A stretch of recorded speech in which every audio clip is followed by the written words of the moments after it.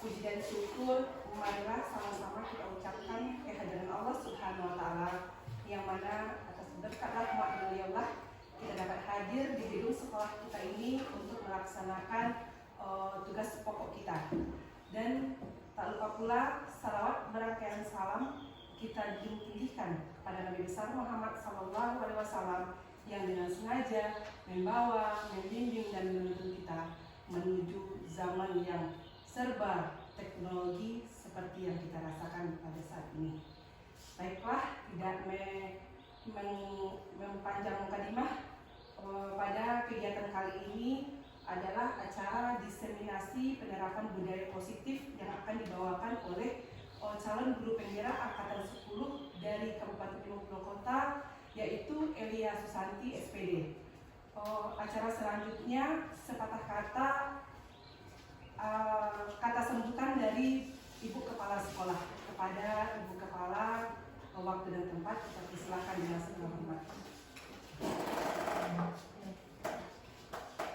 Assalamualaikum warahmatullahi wabarakatuh. Waalaikumsalam warahmatullahi wabarakatuh. Yang kami hormati Bapak Mas Guru di PPD SD Lama, dalam rangka untuk mensukseskan daripada program pemerintah untuk CGP Angkatan 10, yang mana pada hari ini ada teman kita Ibu Elia Susanti SPD yang akan melaksanakan kegiatan diseminasi penerapan budaya positif. Jadi dalam hal ini kita dukung sepenuhnya kegiatan dari salah seorang teman kita. Mudah-mudahan teman kita akan berhasil nanti untuk menjadi guru penggerak. Untuk itu pada akhirnya nanti ibu bapak semua yang masih atau yang bisa memenuhi kriteria sebagai guru penggerak untuk angkatan selanjutnya akan bisa menjadi contoh atau ikut andil dan dapat merasakan bagaimana manfaat dari guru penggerak ini. Jadi dengan keikutsertaan kita, mudah-mudahan hal ini akan menjadikan kita termotivasi untuk menjadi guru penggerak selanjutnya. Cuman itu pandangan dari kami. Mudah-mudahan Ibu Elia Susanti dalam hal ini berhasil dan dapat melaksanakan diseminasi ini dengan sepenuh hati dan dengan sebaik-baiknya. Cuma itu yang kami sampaikan. Assalamualaikum warahmatullahi wabarakatuh.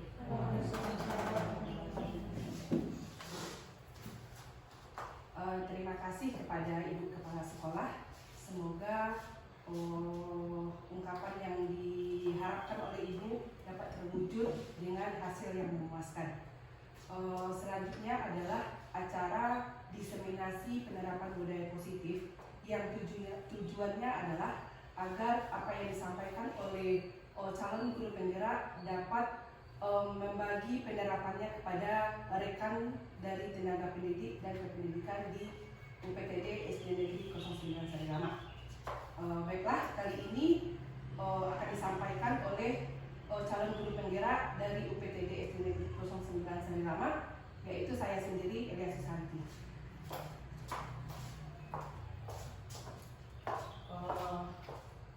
Bapak dan Ibu semua, pada kesempatan kali ini adalah saya perkenalkan, saya Elia Susanti, calon guru penggerak Kabupaten 50 Kota yang berasal dari UPTD SD Negeri 09 Sarilama. Pada diseminasi kali ini, saya mencoba membagi penerapan aksi nyata dari modul 1.4 tentang penerapan budaya positif dengan tujuan apa yang saya dapat pada pelajaran modul 1.4 ini dapat dikembangkan juga oleh teman-teman semua. Jadi diseminasi ini tujuannya yaitu agar penerapan budaya positif sama-sama dapat kita bagi bersama. Baiklah, pada tujuan pendidikan yang diutarakan oleh Ki Hajar Dewantara yaitu bahwa menuntun pendidikan itu menuntun segala kodrat yang ada pada anak agar mereka dapat mencapai keselamatan, kebahagiaan yang setinggi-tingginya baik sebagai manusia maupun sebagai anggota masyarakat. Oleh sebab itu, pendidik itu hanya dapat menuntun tumbuh dan hidupnya kekuatan kodrat yang ada pada anak-anak agar dapat memperbaiki lakunya, bukan dasar hidupnya, serta tumbuhnya kekuatan kodrat dan anak. Jadi maksud dari tujuan pendidikan ini sesuai yang dijelaskan oleh filsafat Ki Hajar Dewantara bahwa anak itu adalah sosok yang memiliki aset yang tidak dapat diubah, yang mana dia telah membawa kodratnya dan kita hanya sekedar penuntun. Seperti filosofinya, kita guru ini sebagai petani dan murid kita ibaratkan sebagai bibit. Artinya guru petani tadi menyediakan lahan yang bagus atau pupuk yang super agar bibit yang ada tadi dapat tumbuh dengan baik. Tetapi bibit tadi tidak dapat kita ubah, yang mana ketika kita menanam jagung tidak akan hasilnya padi. Maka yang ada pada anak itu tidak akan bisa dirubah, tetapi kita bisa menuntun. Nah, itulah tujuan kita, itulah tugas kita sebagai pendidik, yaitu menuntunnya dari yang tidak ada, dari yang tidak menjadi ada. Nah, jadi itulah yang disebut dengan pemahaman dari filosofi Ki Hajar Dewantara. Nah, selanjutnya pada penerapan kali ini, saya calon guru penggerak akan menjelaskan tentang budaya positif di sekolah, yaitu tujuannya yaitu agar nilai-nilai dan kebiasaan di sekolah yang berpihak kepada murid dapat dikembangkan sesuai dengan cita-cita kita kemarin, seperti yang kita ungkapkan pada visi sekolah kemarin, yang mana visi itu adalah salah satu cita-cita sekolah tentang menuntun mewujudkan generasi yang unggul.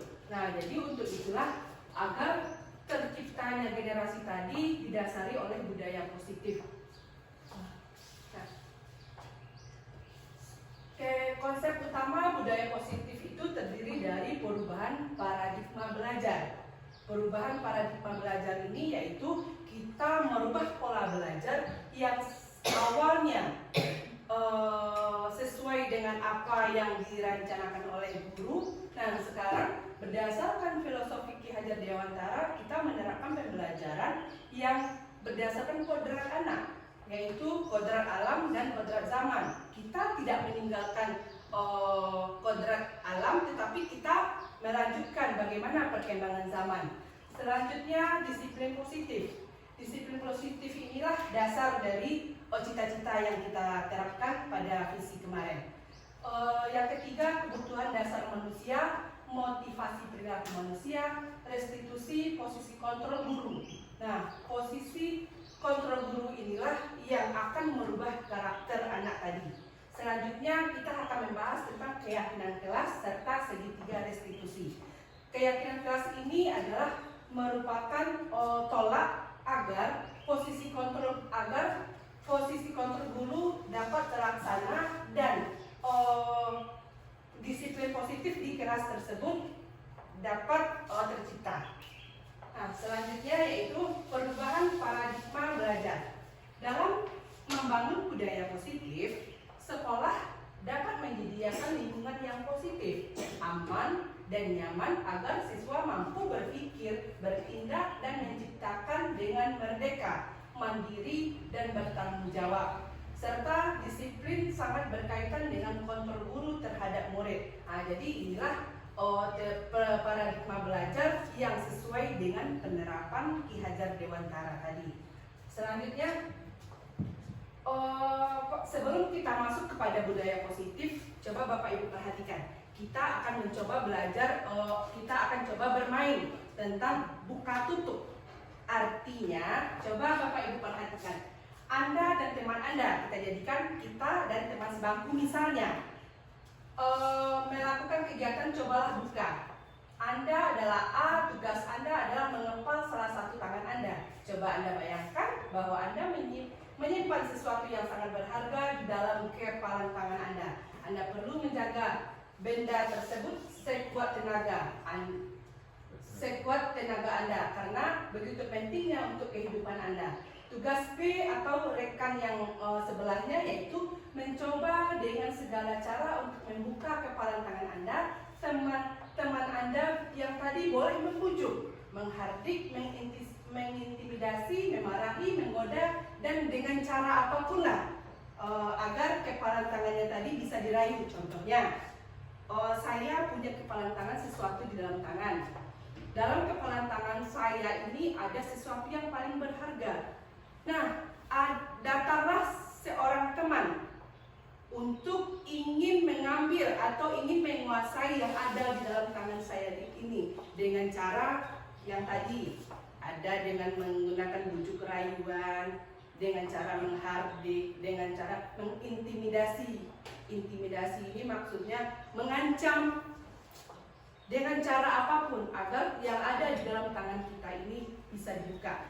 Nah, menurut Bapak dan Ibu bagaimana? Kita anggap Bapak Isat punya sesuatu dalam genggamannya. Lalu Ibu Ica merayu Pak Isat, menggoda agar genggaman yang ada dalam tangan Pak Isat tadi supaya dia bisa terbuka dan bisa dikuasai oleh Ibu Ica tadi. Dia lakukan segala macam godaan. Bagaimana rasanya menurut Pak Isat? Apa yang akan Pak Isat lakukan ketika godaan tadi muncul? Apakah Pak Isat akan membuka?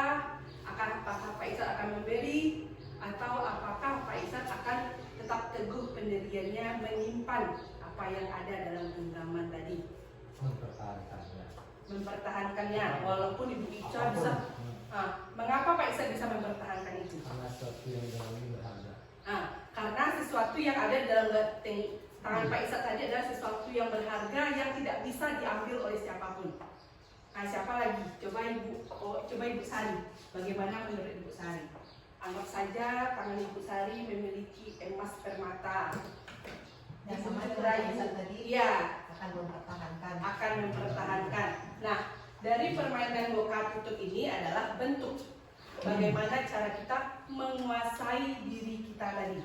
Nah, jadi godaan di luar tadi itu adalah bentuk dari contoh-contoh budaya positif yang tidak baik.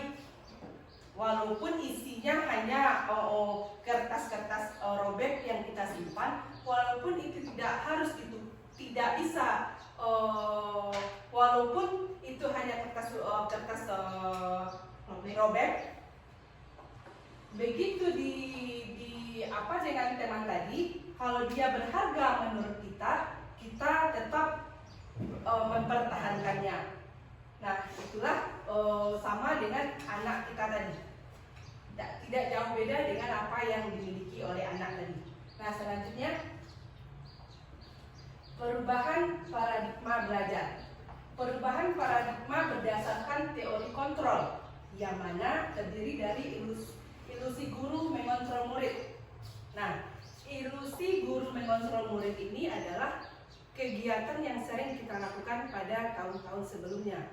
Apa yang dikerjakan oleh murid adalah berdasarkan apa yang dijelaskan oleh guru. Tidak boleh ke sana, tidak boleh ke sini, kerjakan itu, kerjakan ini. Itu adalah sesuai dengan apa yang dijelaskan oleh guru. Itulah yang disebut dengan teori guru sebagai mengontrol murid tadi.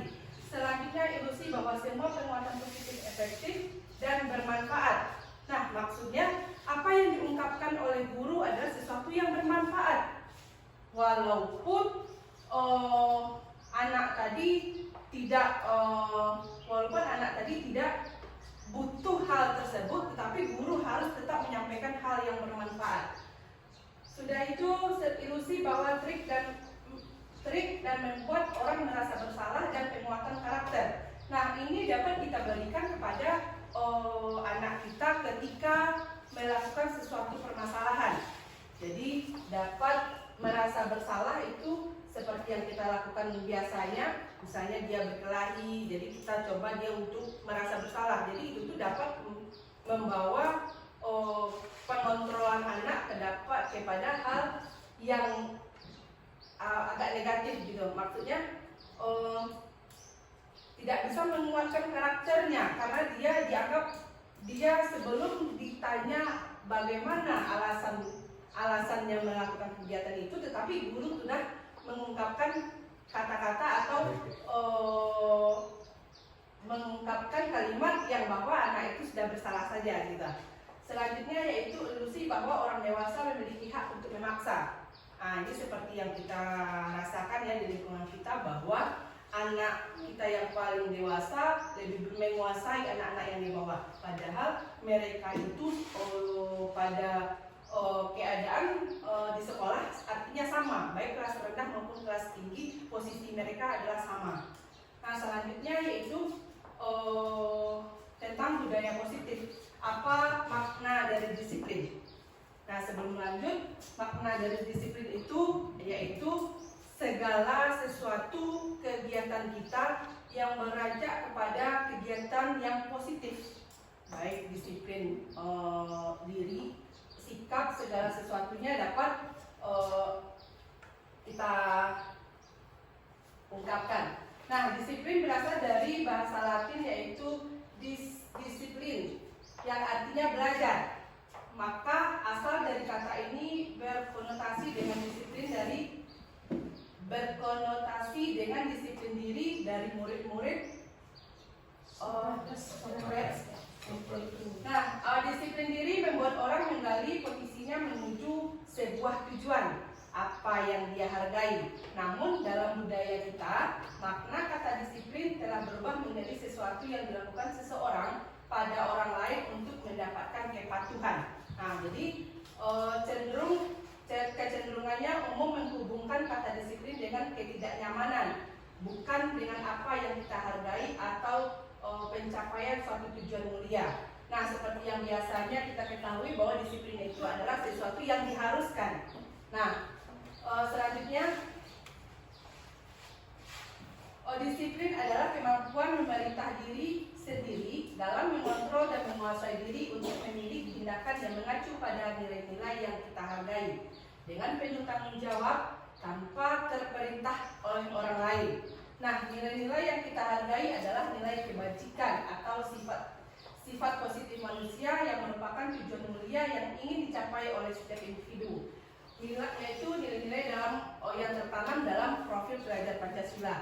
Nah, segala nilai yang tertanam pada profil pelajar Pancasila itu adalah termasuk ke dalam salah satu nilai-nilai kebajikan yang harus didapatkan oleh murid tadi. Salah satunya termasuk ke dalam nilai positif. Nah, selanjutnya yaitu kebutuhan dasar manusia. Kebutuhan dasar manusia itu ada 5, yang mana pada realitanya kebutuhan setiap orang berbeda-beda. Kita harus berusaha memahami pandangan orang lain tentang dunia. Setiap orang memiliki gambaran yang berbeda-beda, sama seperti dengan kita sendiri maupun anak. Anak A dengan anak B, walaupun mereka sama-sama terdiri dari kelas yang sama, tujuan yang sama, tetapi mereka memiliki kebutuhan yang berbeda-beda. Ada anak yang tidak butuh dengan ceramah dari guru, ada anak yang tidak butuh penjelasan, dia bisa memahami pelajaran itu hanya dari melihat tanpa mendengar gitu. Kebutuhan dasar manusia itu terdiri dari kebutuhan bertahan hidup. Yang kedua, cinta dan kasih sayang. Yang ketiga, kebebasan, kesenangan, dan kekuasaan. Nah, itulah yang dibutuhkan oleh anak tadi. Kebutuhan bertahan hidup itu artinya setiap apapun yang terjadi oleh anak tadi, dia berusaha untuk mempertahankannya, sama dengan permainan buka tutup tadi. Pak Isa memiliki genggaman yang sebenarnya genggaman itu tidak terlalu berharga bagi orang lain misalnya, tapi menurut dia itu adalah hal yang berharga atau penting sekali. Maka Pak Isa berusaha untuk mempertahankannya. Sama dengan cinta dan kasih sayang. Ada juga anak yang tidak butuh belayan dari anak tidak butuh belayan atau harapan dari orang lain, tapi dia bisa mengontrol keadaan itu. Jadi perbedaan setiap kebutuhan setiap anak itu berbeda-beda. Nah, selanjutnya yaitu ada sebuah kasus. Coba Bapak Ibu perhatikan. Di sini Ibu Ria, guru kelas 6 SD, guru kelas 6 di SD Permai, sedang bingung menghadapi ulah salah satu murid di kelas bernama Agus. Beberapa anak telah datang dan mengeluhkan Agus yang sering sekali meminta bekal makan siang mereka dengan paksa. Jika Anda menghadapi situasi seperti Ibu Ria, apa yang akan Anda lakukan?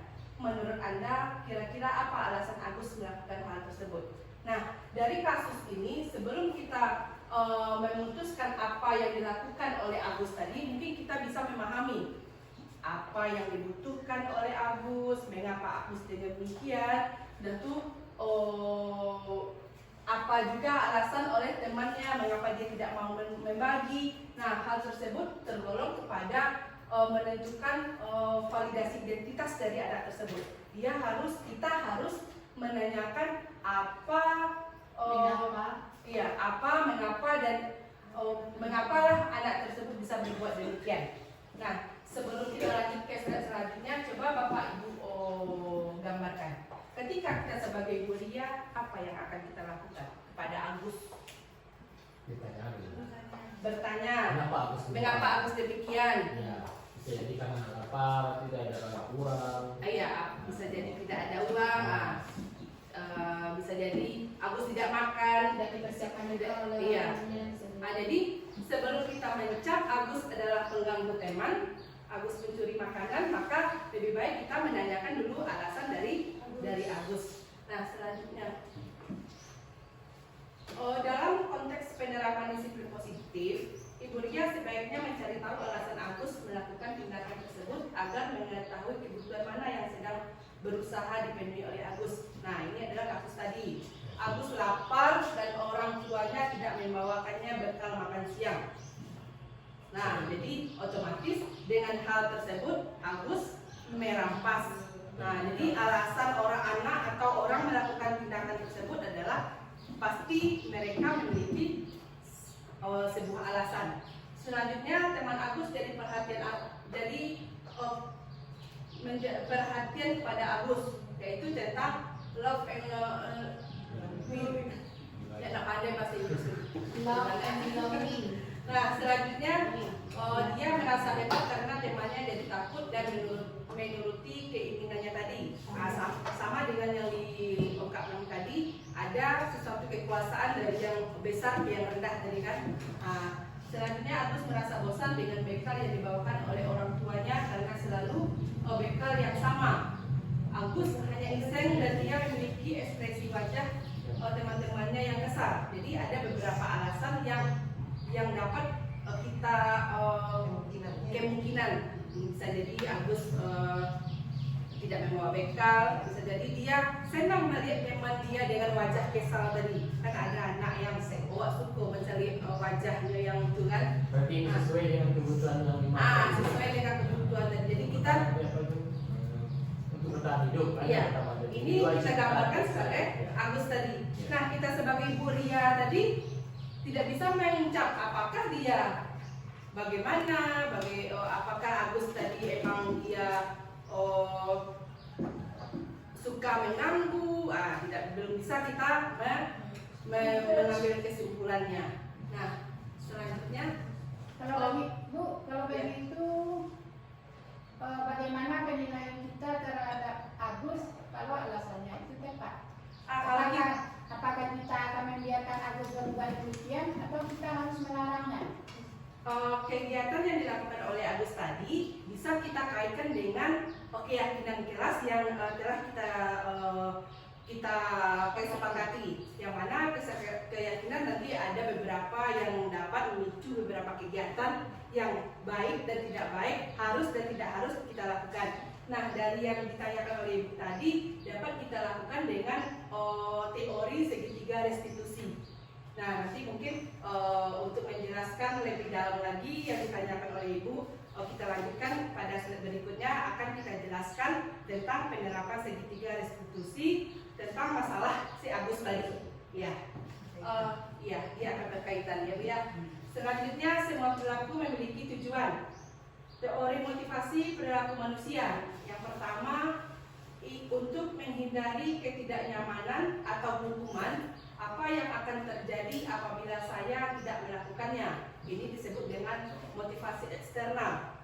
Nah, sedangkan yang kedua, untuk mendapatkan imbalan dari orang lain, institusi apa yang akan saya dapatkan apabila saya melakukannya. Ini adalah motivasi, termasuk motivasi eksternal juga. Contohnya berupa reward kan dari orang-orang gitu kan, bukan dari diri kita. Sudah itu untuk menghargai diri sendiri. Contohnya, saya akan menjadi orang yang seperti apa bila saya melakukannya. Jadi ini adalah poin yang ketiga, adalah berasal dari diri kita. Kita bisa mengontrol apa yang kita rasakan, apa yang kita ungkapkan. Sedangkan yang diberi reward atau penghargaan dari orang lain itu tidak bisa kita gambarkan. Itu adalah sebuah motivasi yang berasal dari luar diri.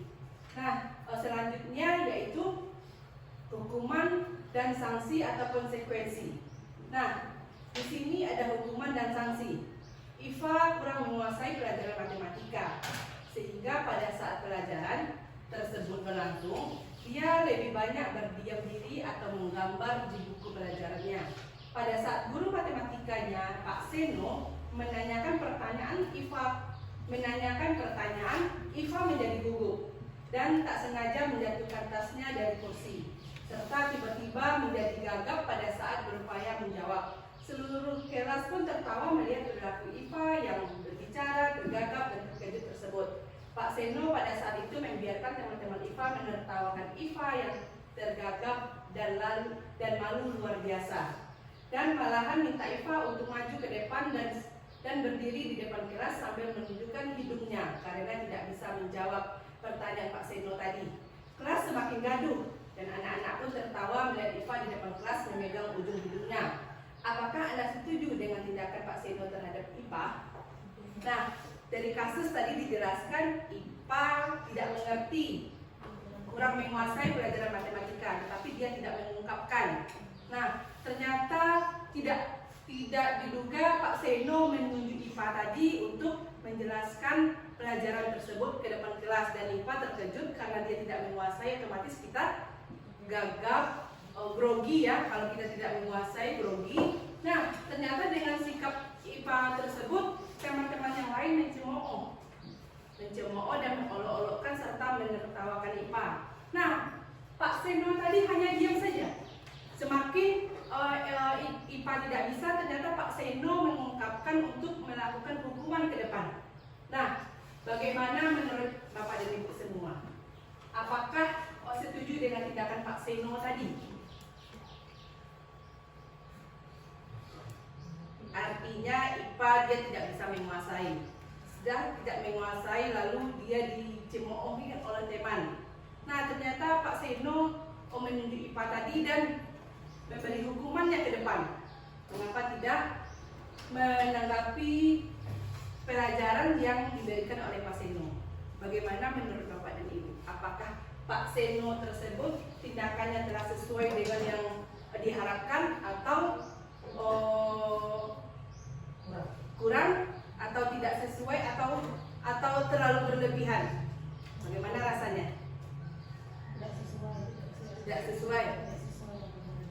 Nah, mungkin Pak Seno, yang dilakukan Pak Seno itu adalah kegiatan yang sama dengan tindakan positif, yaitu hukuman. Yang mana hukuman itu dapat kita jadikan sebagai tindakan yang negatif, tidak mengarah kepada budaya positif tadi, sikap positif tadi, yang mana menghukum di depan umum itu sama dengan mematikan karakter anak. Nah, selanjutnya, menurut Anda, tindakan Pak Seno terhadap Iva adalah sebuah hukuman atau konsekuensi? Hukuman ya. Perbedaan hukuman dengan konsekuensi, apakah Bapak dan Ibu bisa menggambarkan apa perbedaan hukuman dengan konsekuensi? Misalnya, Rudi terlambat masuk sekolah, bel telah berbunyi dan Rudi terlambat. Jadi dengan diberi hukuman untuk mengelilingi lapangan sebanyak 3 kali.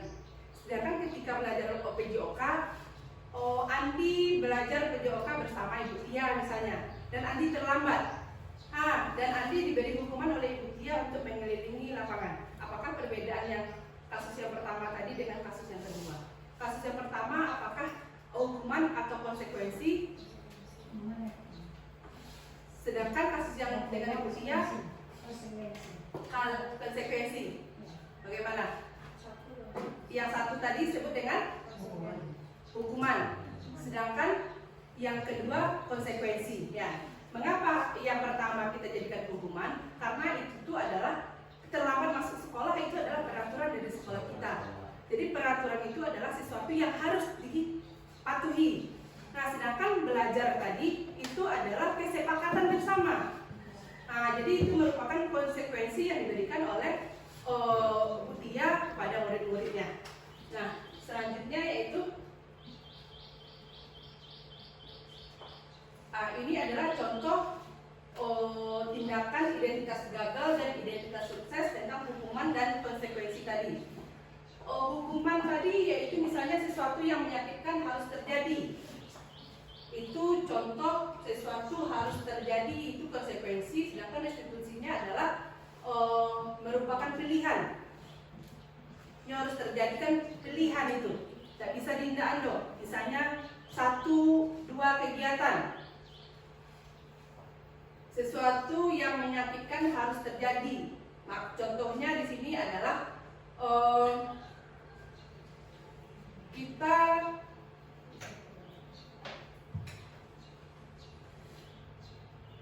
kita memiliki pena misalnya, pena yang pensil yang patah. Jadi untuk menjadikan itu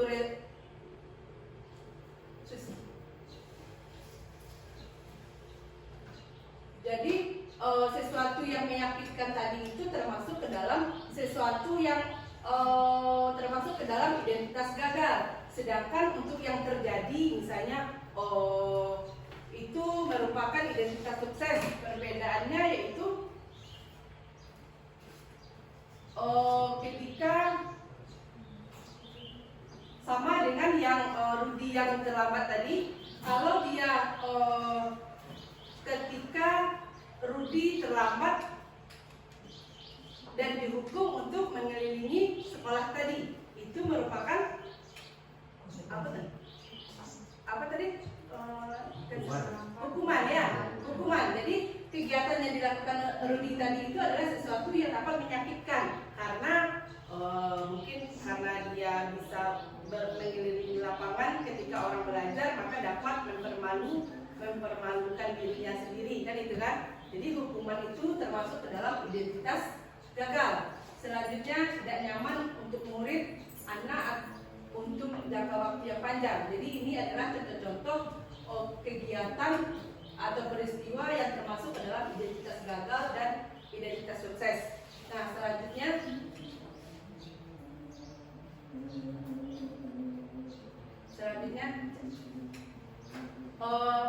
hukuman mari berlatih antara hukuman atau konsekuensi. Lari mengelilingi lapangan basket 2 kali karena terlambat hadir di sekolah. Apakah hukuman atau konsekuensi?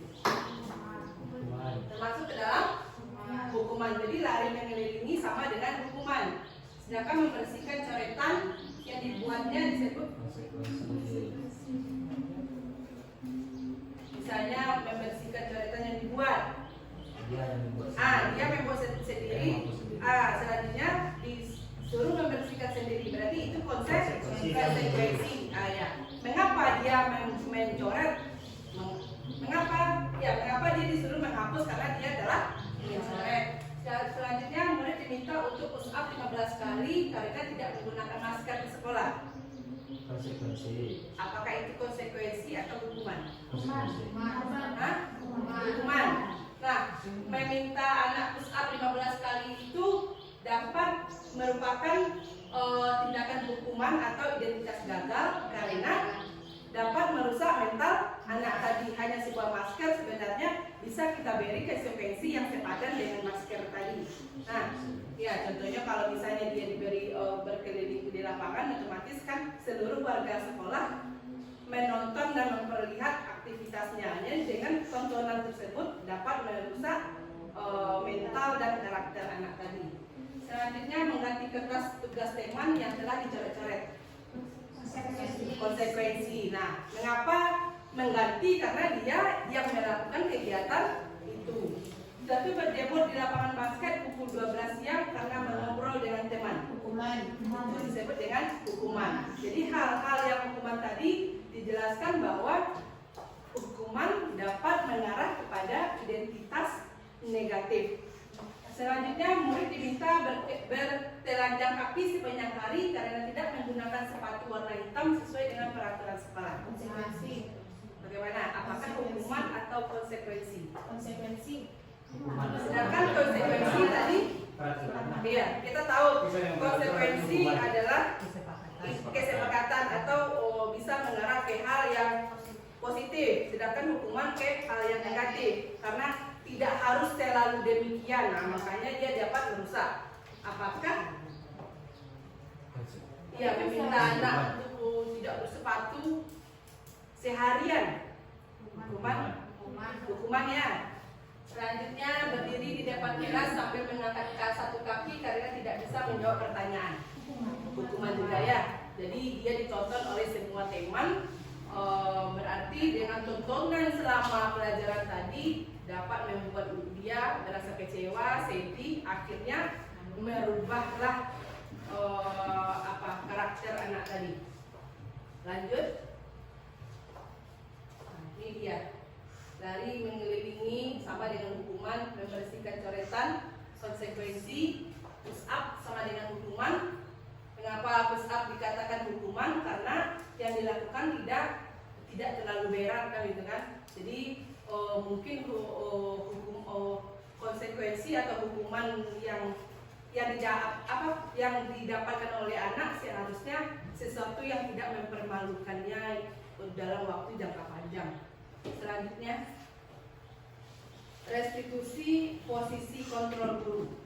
Nah, inilah peran kita sebagai pendidik tadi. Yang pertama, penghukum. Guru bisa menjelaskan apa yang dilakukan tindakan yang dilakukan oleh anak tadi dapat memberi sebuah hukuman. Selanjutnya membuat rasa bersalah dan juga guru bisa dijadikan sebagai sosok yang dijadikan sebagai teman bagi anak tadi. Satu, pemantau dan manajer. Manajer ini adalah gurulah yang mengarahkan kemana anak itu masuk ke dalam identitas negatifkah ke dalam identitas positifkah. Itulah posisi manajer yang diberikan oleh guru tadi. Selanjutnya yaitu posisi kontrol guru.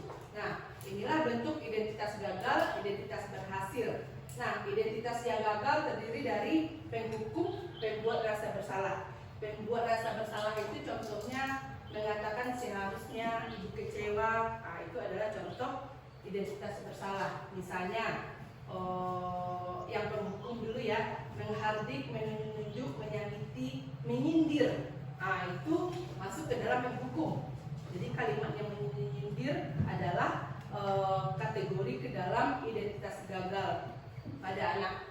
Selanjutnya pada pembuat merasa bersalah, contoh yang dilakukan, contoh kalimat yang dikeluarkan oleh guru berupa seharusnya kecewa, misalnya anak tadi kamu tidak boleh melakukan itu, seharusnya kamu begini. Nah, itu artinya sama dengan membuat anak tadi dia merasa bersalah. Sebenarnya dia bisa mengungkapkan apa yang dia lakukan tadi tanpa harus kita beri penjelasan mereka itu tetap bersalah gitu. Sama dengan yang dilakukan oleh Agus tadi, dia mengganggu teman mengambil makanan tadi. Agus, kamu salah, mengapa kamu mengambil dan mengganggu teman yang sedang membawa BK? Kan sama itu. Aturannya kita seharusnya bertanya kepada Agus apa alasan Agus tadi melakukan kegiatan tersebut. Nah, contoh kegiatan penerapan sebagai teman yaitu membuat alasan-alasan untuk muridnya. ayolah lakukan demi ibu misalnya. Misalnya ada anak yang tidak membuat tugas, misalkan dia bermain-main. Oh, ayolah Tony, lakukanlah demi ibu. Itu adalah perkataan atau perbuatan kita kepada anak selaku teman. Sudah itu sebagai pemantau, apa peraturannya, menyesuaikan diri bila diawasi. Nah, itu situasi adalah identitas suksesnya tadi. Selanjutnya sebagai manajer, contoh kalimatnya apa yang kita yakini, apa yang bisa kamu kerjakan untuk memperbaiki masalahnya. Contohnya, ketika ada anak yang terlambat masuk kelas setelah bel berbunyi, setelah istirahat bel berbunyi, jadi mereka terlambat masuk kelas. Nah, hal yang kita lakukan yaitu pasti kita menanyakan dulu. Kalau kita berada pada posisi manajer, yaitu yang kita tanyakan adalah apa yang kamu lakukan, mengapa kamu terlambat. Nah, jadi dengan menanyakan beberapa kalimat tersebut, itu tuh termasuk ke dalam cara menghargai diri anak tadi sebagai posisi kontrol. Nah, posisi manajer. Nah, ini adalah 5 kegiatan itu adalah yang dimiliki oleh guru untuk menciptakan sikap positif tadi. Nah, selanjutnya adalah contohnya posisi kontrol dengan pertanyaan dan siapa yang mengatakan, saya kecewa sekali dengan kamu, perbuatan orang merasa bersalah. Misalnya tadi kan ibu kecewa sekali dengan kamu. Contohnya ketika Habib berkeliaran atau melakukan sikap-sikap yang mengganggu temannya. Jadi guru mengungkapkan, ibu kecewa sekali dengan kamu. Jadi itu termasuk perasaan atau perbuatan merasa bersalah dari. Akhirnya dengan ungkapan kita tersebut, Habib tanpa diketahui apa alasannya, dia telah merasa bersalah. Selanjutnya, kamu tidak pernah benar melakukannya. Nah, itu adalah ungkapan sebuah penghukuman. Ayolah lakukan demi ibu.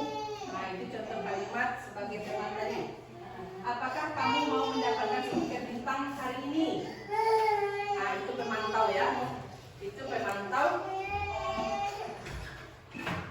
Misalnya setiap apa yang diberikan oleh guru, misalnya ada beberapa tugas yang diharapkan oleh guru, seperti pemberian bintang, pemberian reward. Nah, itu adalah contoh sebagai posisi kontrol pemantau. Yang manajer yaitu bagaimana kamu bisa menyelesaikan masalah ini. Nah, itu adalah contohnya. Kamu selalu yang paling terakhir. Itu adalah kalimat penghukum. Jadi sekecewa sekali, selalu tidak pernah melakukan demi itu adalah contoh-contoh kalimat yang dapat dikatakan oleh guru sebagai posisi kontrolnya tadi. Nah, selanjutnya sekarang coba perhatikan kasus yang pertama ini ya. Pada hari Senin Pak Harun tidak masuk kelas, tidak masuk sekolah. Pak Harun merupakan guru matematika. Saat itu Bu Wati mengganti Pak Harun. Bu Wati baru 1 tahun menjadi guru SMP. Beberapa murid perempuan Vivi dan Natali mengetahui hal ini dan mulai menggunakan kesepakatan dan bersikap seenaknya, tertawa dan tidak mengindahkan kehadiran Bu Wati tadi. Bu Wati mencoba menyapa Vivi dan Natali dengan ramah sambil mengingatkan untuk tetap fokus pada tugasnya. Ayolah, tugasnya dikerjakan. Nanti ibu ditegur Bapak Kepala Sekolah kalau kalian tidak mengerjakan tugas ini. Tolong bantu ibu ya. Namun Vivi dan Natali malah menjadi tertawa dan menjawab, ibu santai aja, ibu santai aja bu. Mereka tetap tidak mengerjakan tugas dan malah mengobrol. Nah, dari kasus ini apa yang terlihat atau apa yang dilakukan oleh Ibu Wati tadi? Bu Wati tadi. Ada kelas yang mana kelas itu sedang belajar matematika yang biasanya diajar atau diajari oleh Bapak Harun.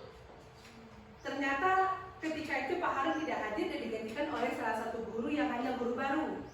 Nah, tetapi ada 2 orang anak perempuan yang tidak menghargai ibu tadi. Nah, Ibu Pipi di sini hanya dia melakukan tugas yang diberikan oleh Pak Harun.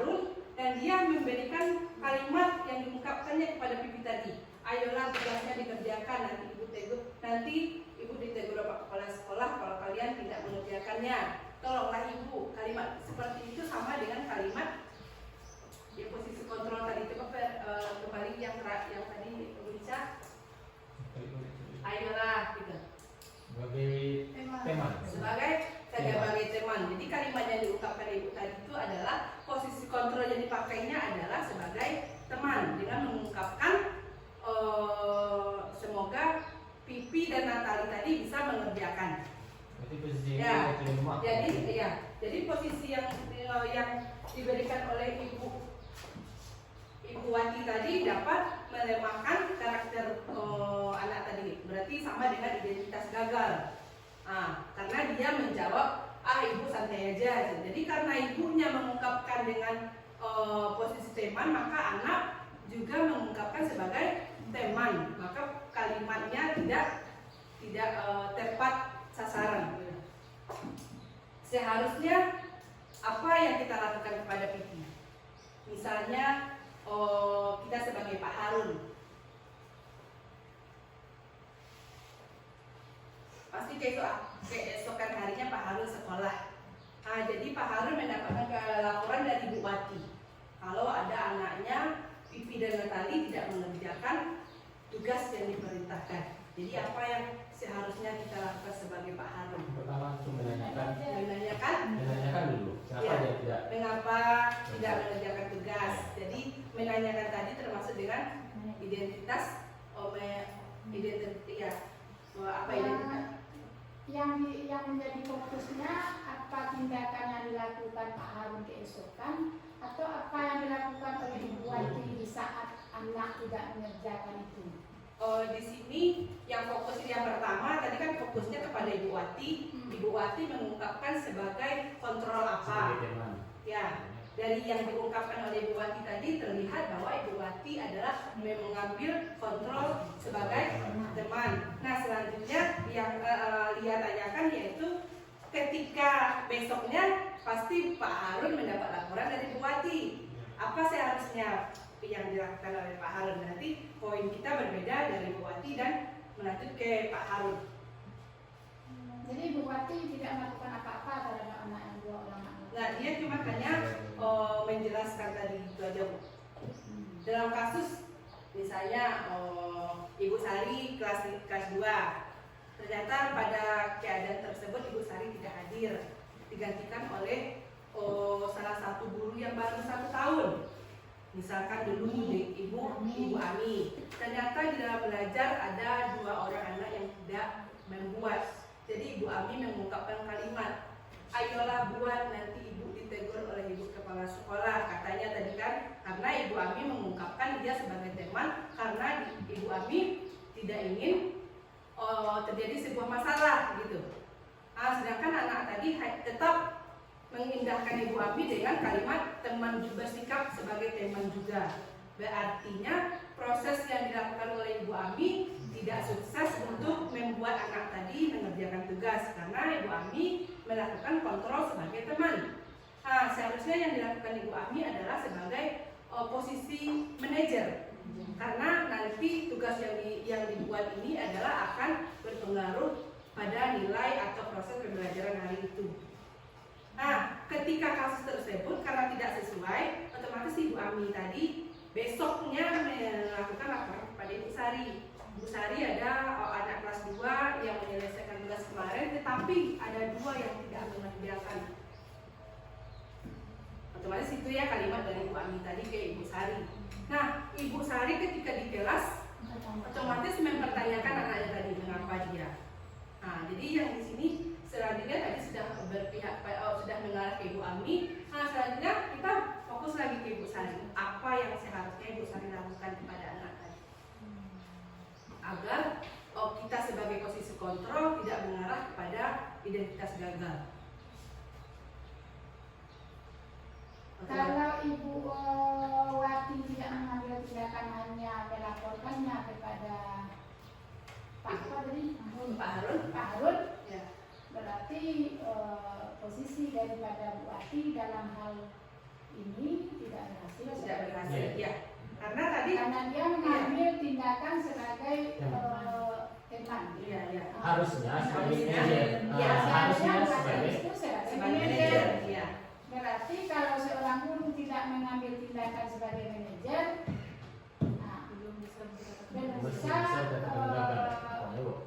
berarti dia gagal dalam mengatasi persoalan yang ada di kelas saat. Berarti intinya kalau kita dalam keadaan seperti itu, kita tidak bisa hanya mengambil satu Satu Nah, yang misalnya kita ambil Iya. satu kontrol sebagai teman misal. Iya. Gagal itu, kita lanjut ke yang manajer. Nah, Walaupun Verano sebagai Iya. Ya walaupun sekarang sebagai guru Iya. ya, jadi seperti yang dikatakan tadi, kalau kita sebagai posisi kontrol itu kan ada 5 tadi kan, penghukum, Iya. teman, Iya. manajer, Nih, pemantau, dan pembuat rasa bersalah. Iya. Jadi ketika kita melakukan 4 identitas ini, 2 identitas ini otomatis sudah termasuk ke dalam kategori kontrol karena bakal merusak.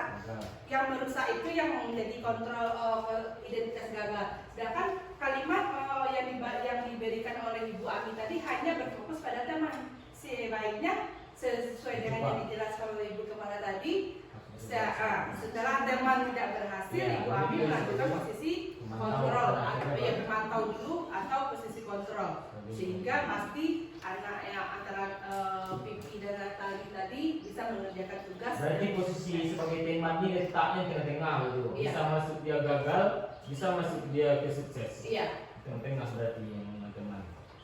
mengharapkan imbalan atau ketergantungan pada orang Iya, lain iya. kan. Kalau teman kan otomatis kan dibujuk dulu model kayak yang dijelaskan tadi kan, baru dia melakukan.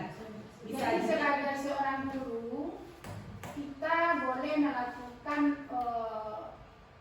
pantauan terhadap siswa sebagai teman. Iya, Kemudian setelah itu kita pantau.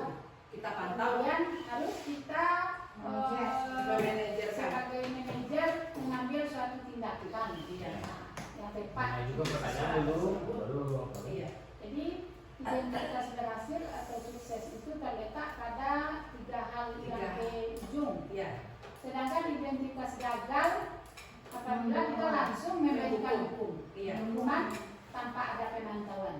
Contohnya yang tadi yang berdua tadi kan, ketika Ibu Ami mengambil keputusan pimpinan Natali tidak mengerjakan tugas, silakan keluar.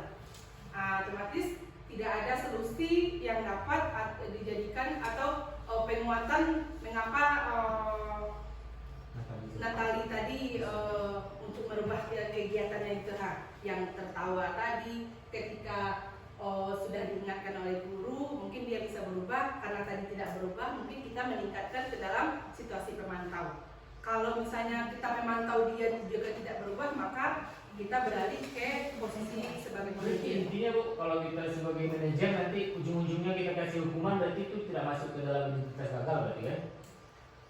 Hukuman bisa diberikan Ya, boleh, ketika kan? manajer, tetapi Ya. hukuman yang Harus diberikan jelas. ketika anak tersebut tidak sesuai dengan kesepakatan Ya. yang kita jalani.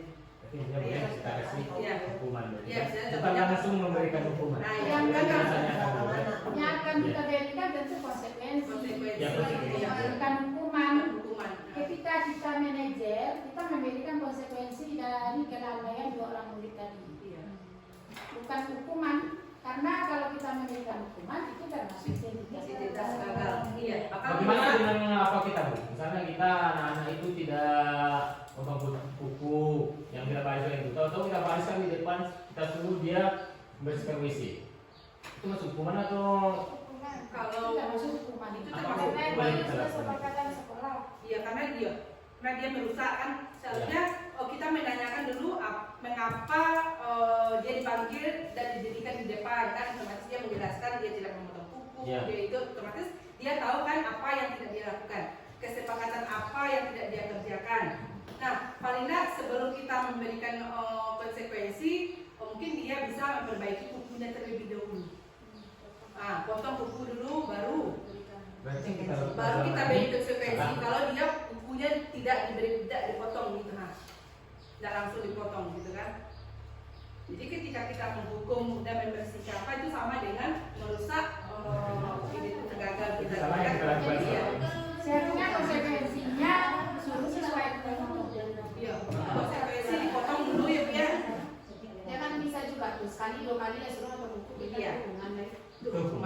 Nggak harus banyak iya. banyak yang Iya. forumnya Itu kan terjadi kan berkali-kali. Nah, Kalau sekali itu nggak mungkin langsung hukuman ya. ya. Gitu. Kalau sekali itu nggak mungkin langsung hukuman kan gitu. Ya. Nah, silakan Mbak. Kita lanjut. Yang kedua, Anto dan Dino, kasus yang kedua ya. Anto dan Dino sedang bermain bersama di lapangan basket dan tiba-tiba terlihat dalam sebuah pertengkaran adu mulut. Dino pun menjadi emosi dan mengadakan kontak fisik, menarik kemeja Anto dengan kasar sampai 3 kancing yang terlepas. Pada saat itu guru piket langsung melerai mereka dan membawa mereka ke ruang kepala sekolah. Ibu Suti sebagai kepala sekolah berupaya menenangkan keduanya, terutama Dino, karena Dino tadi yang emosi ya. Dino, sepertinya kamu saat ini sedang marah sekali. Mendengar itu, Dino pun mengalih bercerita tentang kekesalan dirinya. Ibu Suti pun melanjutkan bahwa membuat kesalahan adalah hal yang manusiawi dan bahwa mempertahankan diri adalah hal yang penting. Namun meminta Dino memikirkan cara lain yang mungkin lebih efektif karena saat ini Dino berada di ruang kepala sekolah. Ibu Suti melanjutkan bertanya tentang keyakinan sekolah yang disepakati, serta apakah Dino bersedia memperbaiki kesalahan yang telah dilakukan terhadap Anto. Dino pun akhirnya akhirnya perlahan mengangguk. Kemudian Ibu Suti balik bertanya kepada Anto, hal apa yang bisa dilakukan Dino untuk memperbaiki masalahnya. Anto menjawab, saya perlu kancing saya diperbaiki, Bu. Ibu, saya akan sangat marah kalau melihat kancing baju saya sampai copot 3 begini. Ibu Suti pun kembali bertanya ke Dino apakah yang akan dia lakukan untuk mengganti 3 kancing yang terlepas tadi. Nah, jadi dari pertikaian antara Anto dan Dino tadi menghasilkan yaitu kancing dari Anto terlepas 3. Nah, mengapa Dino marah? Karena kancingnya langsung 3 yang copot.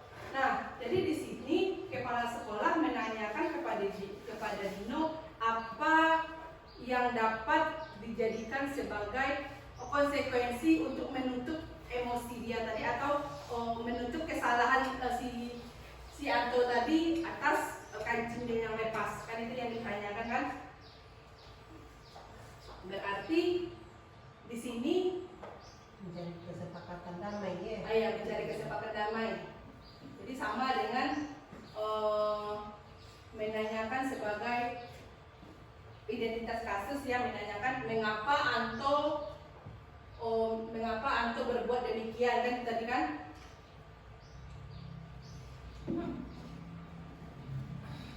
Tiba-tiba terlibat dalam sebuah pertengkaran adu mulut, Dino pun menjadi emosi dan mengadakan kontak fisik, menarik kemeja Anto dengan kasar sampai 3 kancingnya terlepas. Jadi ketika bermain ada suatu kalimat yang membuat pertengkaran mulut. Akhirnya yang si Dino tadi merasa kesal dan menarik baju Anto. Nah, dengan tarikan tadilah baju Anto copot kancingnya 3 buah. Nah, di sini apakah yang akan dilakukan oleh Anto untuk yang akan dilakukan oleh Dino untuk 3 kancingnya yang terlepas tadi? Jadi untuk menghindari dia terkena hukuman, otomatis dia harus melakukan menanggungjawabkan dengan cara melakukan konsekuensi, gitu kan? Kalau dia menghilangkan 3 kancing, otomatis dia harus bersedia mengganti atau menjahit kancing baju Anto tadi. Ya. Selanjutnya, nah Dino berpikir sejenak, namun menjawab, wah tidak tahu Bu, saya lem kembali mungkin ya Bu. Ibu Suti berpikir sebentar dan menanggapi, kalau dilem akan mudah terlepas kembali Dino. Bagaimana kalau kamu menjahit saja? Bersediakah kamu? Dino tampak ragu-ragu dan menanggapi. Menjahit?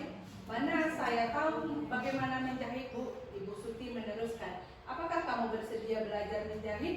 Dino berpikir sejenak, memandang ke meja Anto dan menanggapi, yang mengajari saya siapa Bu? Dengan cepat Ibu Suti menjawab, Pak Irfan, guru tata busana. Dino kembali diam sejenak dan memandang ke meja Anto yang tanpa kancing tadi.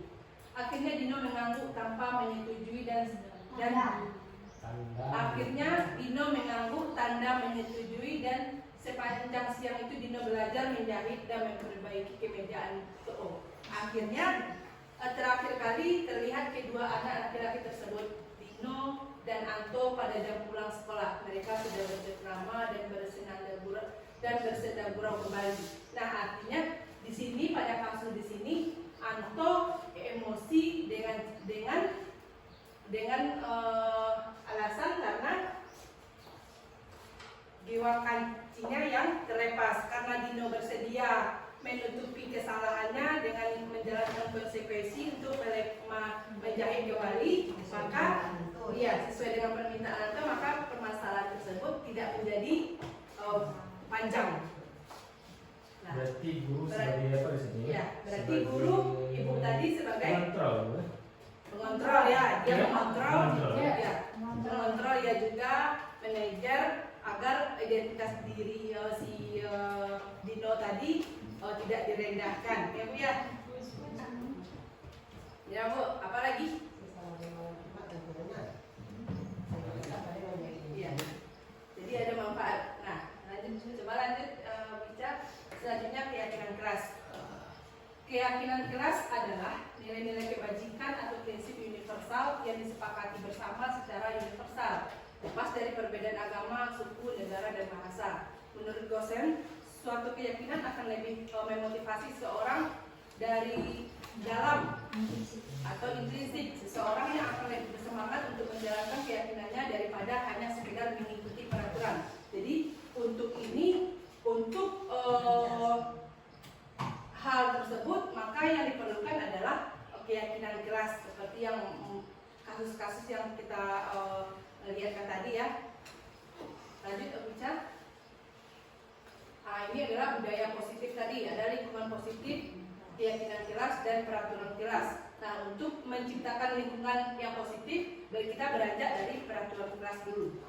Peraturan keras, baru keyakinan keras, dan maka ketika peraturan dan keyakinan tadi terlaksana, maka akan tercipta suasana sekolah kita yang positif, karena dia terarah dengan keyakinan yang disepakati bersama tanpa menimbulkan hukuman atau menggagalkan identitas tadi. Nah, lanjut Bu Ica. Peraturan dan keyakinan keras, contohnya yang tabel sebelah adalah peraturan, sedangkan yang sebelah lagi adalah keyakinan keras atau nilai kebajikan yang dituju.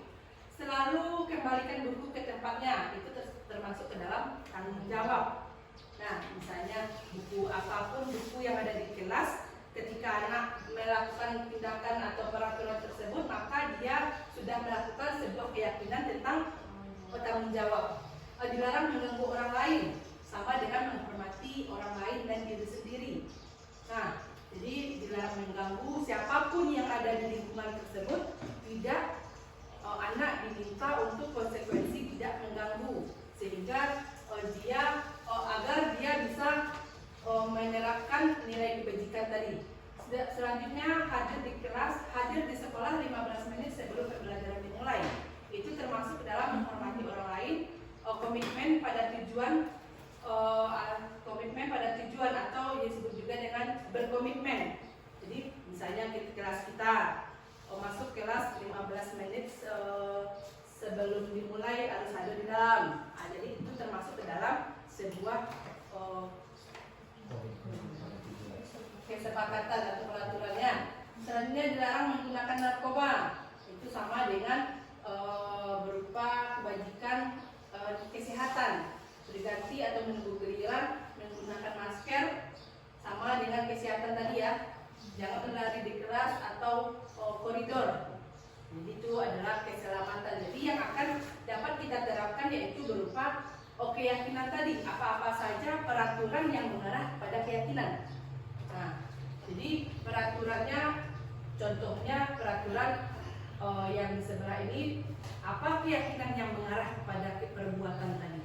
Jadi mungkin yang dapat kita terapkan di kelas yaitu peraturan-peraturan yang keyakinan-keyakinan yang mengarah kepada peraturan.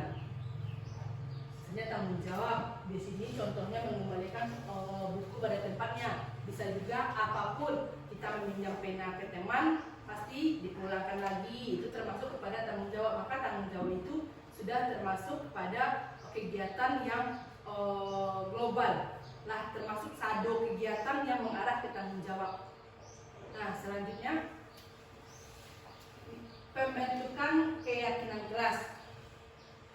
Kelas bersifat lebih abstrak daripada peraturan karena yang lebih rinci dan konkret. Jadi seperti yang tabel tadi, peraturan dengan keyakinan pembentukannya lebih terarah ya. Kalau keyakinan adalah global. Contohnya tanggung jawab tadi bisa berupa meletakkan buku pada tempatnya atau mengembalikan pinjaman buku pena atau pensil yang dipinjam oleh dari temannya tadi. Dan itu keyakinan kelas berupa pernyataan universal. Pernyataan keyakinan kelas dibuat dalam bentuk positif. Jadi hanya kalimat-kalimat positif saja seperti tanggung jawab, disiplin, kesehatan, keselamatan. Jadi keyakinan kelas itu berupa kalimat-kalimat yang mengarah ke positif saja, tidak berupa tolak ukur, berupa peraturan. Nah, selanjutnya keyakinan kelas sebaiknya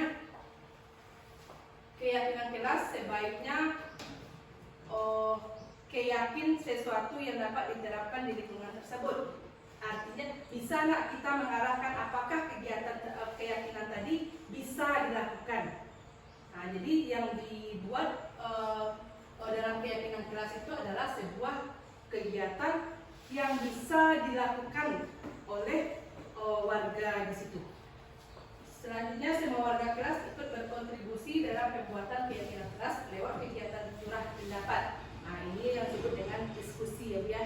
Diskusi, kita saling berdiskusi apa saja keyakinan yang dapat kita sepakati untuk membentuk suasana kelas yang tertib tadi, atau ke suasana kelas yang mengarah ke budaya positif yang diharapkan. Selanjutnya, bersedia meninjau kembali keyakinan kelas dari waktu ke waktu. Nah, apakah keyakinan kelas tersebut bisa diterapkan dalam jangka panjang atau dalam jangka pendek? Nah, selanjutnya segitiga restitusi. Proses menciptakan kondisi bagi murid untuk memperbaiki kesalahan mereka sehingga mereka bisa kembali pada kelompok mereka dengan karakter yang lebih kuat melalui restitusi guru. Restitusi guru dapat yang pertama membantu murid menjadi lebih memiliki tujuan, disiplin positif serta memulihkan dirinya setelah berbuat salah. Nah, ini ya poin yang pertama sama dengan kasus kita tadi. Nah, itulah posisi segitiga restitusi ini. Selanjutnya membantu murid untuk jujur pada diri sendiri dan mengevaluasi dampak dari kesalahan yang dilakukan. Yang ketiga, memberikan penawaran bukan paksaan. Jadi kalimat penawaran mengarahkan anak kepada dirinya sendiri dan menanyakan apa tujuannya berbuat, itu termasuk ke dalam segitiga restitusi. Seperti yang dijelaskan oleh Ibu tadi kan, mengarah ke mana, apa yang kita lakukan, apa posisi mana guru seharusnya. Inilah yang segitiga restitusi, inilah poin dari pelaksanaan keyakinan kelas tadi. Selanjutnya, segitiga restitusi itu terdiri dari menstabilkan identitas. Seperti yang tadi Dino dan Anto tadi berkelahi. Dino dan Anto tadi berkelahi, kita bisa menanyakan mengapa Dino melakukan itu. Dino dengan Anto cekcok ya, mengapa Dino melakukan tarikan tadi. Jadi dengan menanyakan hal tersebut sama dengan hal menstabilkan identitas. Selanjutnya, validasi tindakan yang salah. Validasi tindakan yang salah ini kita menjelaskan kepada anak bahwa tindakan yang dilakukan oleh Dino itu adalah perbuatan salah. Itulah posisi kontrol manajer tadi dibutuhkan. Di dalam posisi manajer tadilah kalimat segitiga restitusi ini ditemukan. Selanjutnya menanyakan keyakinan keras. Setelah kita menanyakan anak apa alasan dia melakukan itu, mengapa dia begitu, dan menanyakan tindakan yang dia lakukan itu adalah perbuatan yang salah. Nah, dan selanjutnya sebelum kita memberikan konsekuensi, kita tanyakan dulu kepada anak tadi, apa keyakinan keras yang tidak dia kerjakan sehingga terjadi masalah. Ketika dia telah mengetahui keyakinan yang tidak dia lakukan, maka kita bisa memberikan konsekuensi apa seharusnya untuk menutupi kesalahan tersebut. Jadi, Bu, ya Bu, dalam segitiga restitusi ini mana yang kita dahulukan tindakannya? Oh. Apakah validasi atau menanyakan keyakinan atau menstabilkan identitas? Ya, terima kasih Bu. Pada segitiga restitusi ini yang harus kita lakukan terlebih dahulu yaitu menstabilkan identitas. Selanjutnya melakukan validasi tindakan yang salah dan menanyakan keyakinan. Jadi kita tanyakan dulu apa alasan anak tadi melakukan kesalahan, baru kita ungkapkan bahwa perbuatan mereka itu adalah salah. Karena salah tadi kita bertolak pada keyakinan yang kita buat tadi. Keyakinan berupa peraturan yang tanggung jawab seperti itu disiplin tadi. Jadi dengan menanyakan itu baru kita bisa memberikan konsekuensi kepada anak. Konsekuensi yang kita berikan berdasarkan kesalahan yang dia buat. Contohnya tadi kemarin dia mengambil kasus di kelas yang mana ada anak yang kedapatan membuang sampah sembarangan. Nah, anak yang membuang sampah sembarangan tadi, maka dia mencoba menanyakan identitasnya, mengapa dia membuang tersebut. Karena kita tahu hal membuang sampah sembarangan itu adalah sesuatu yang menyenangkan ya Bu ya. Semua orang suka membuang sampah. Jadi dengan gaya membuang sampah tersebut itu merupakan suatu perbuatan yang salah. Nah, kita mengungkapkan perbuatan yang salah itu adalah bahwa validasi tindakan yang salah. Wajar kan kalau perbuatan yang membuang sampah sembarangan tadi itu adalah salah satu perbuatan yang salah. Dia dapat merugikan diri dia sendiri dan orang lain. Nah, sehingga anak tersebut berada pada permasalahan. Nah, untuk itu sebelum kita memberikan konsekuensi, kita menanyakan dulu keyakinan keras apa yang telah disepakati.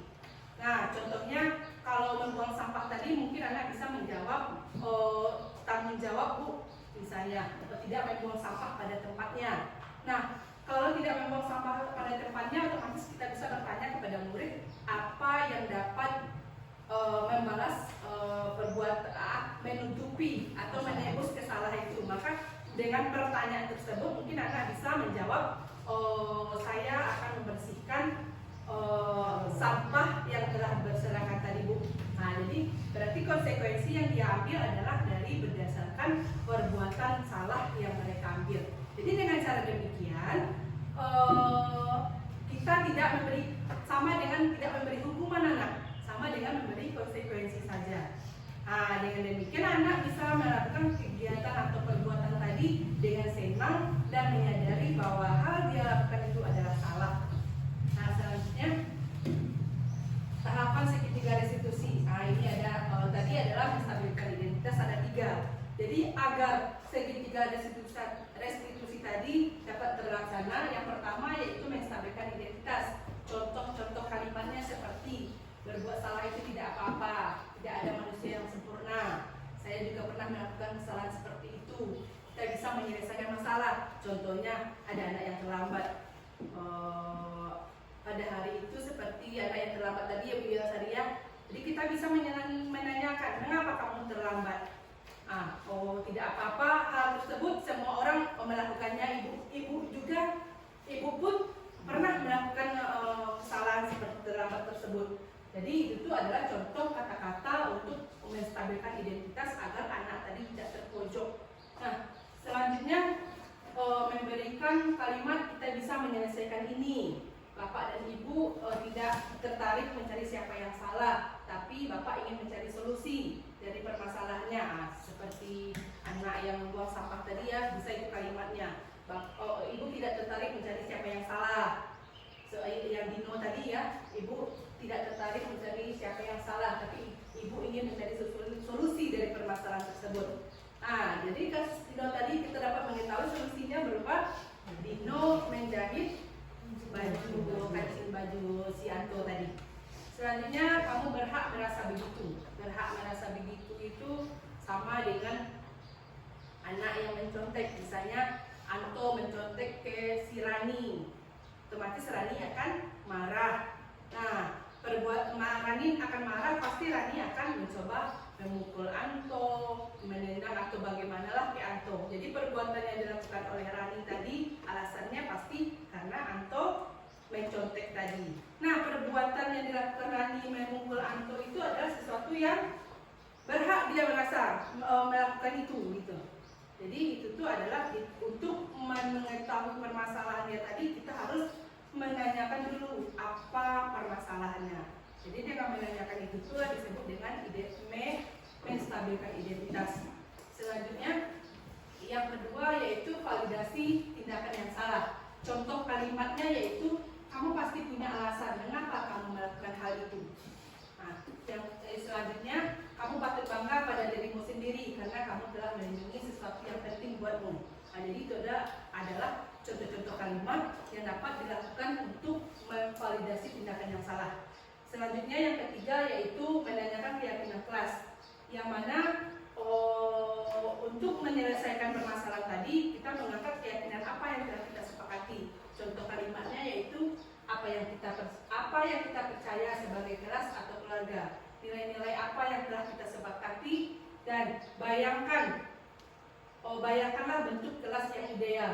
Nah, mau jadi seperti apa kamu nanti? Itu adalah contoh keyakinan kalimat-kalimat yang mengarah pada keyakinan kelas tadi. Yang mana keyakinan kelas kita tadi berada pada bentuk perilaku universal tadi. Selanjutnya yaitu pada segitiga restitusi itu adalah ada 3 poin, yang mana untuk menjadikan kegiatan yang sukses harus kita melakukan ketiga poin tadi, menanyakan identitas, menstabilkan, dan menanyakan keyakinan kelas. Nah, mungkin hanya itu bentuk penerapan budaya positif yang dapat saya terapkan. Ini adalah untuk contoh beberapa materi yang saya dapat terima dari modul 1.4. Terima kasih.